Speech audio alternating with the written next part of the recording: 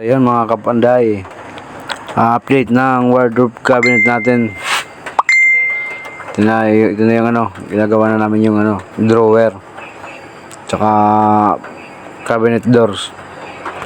Ginamitan ko muna ng pandikit yan. Yung gamit kong pandikit 888 bago ko iskruhan. Yan, matibay yan. Sa TikTok ko nga pala in order yan. At ito naman yung yung mga pinto ng cabinet. Nire-ready na namin para mamaya kakabit na. Ayan.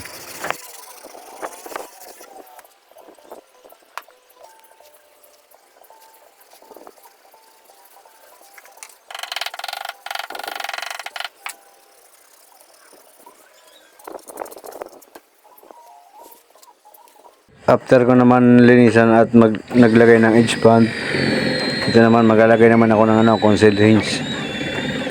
Yan, nagbutas na rin ako dyan.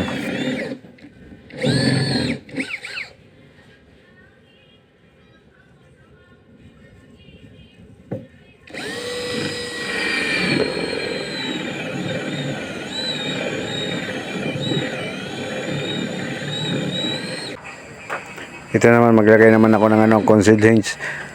Number 1 nga pa lang ginamit ko dyan kasi lahat ng cabinet natin yung puro naka-overlap yun. Ito na, nakabit ko na rin yung yung mga pinto. Yan yung isa kasama ko, naglilinis na rin para yan sa fish drawer naman ang lalagay ko. Ito nilagay ko na at maglilinis na lang kami dyan. Yan. Kaya sa gusto magbagawa, magpag-PM ka lang dyan sa baba.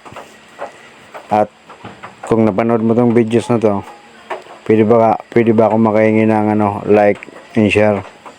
At comment nyo rin dyan sa baba kung taga saan ka, para malaman ko rin kung saan nakarating yung videos ko, yung post ko na to. Okay, thank you.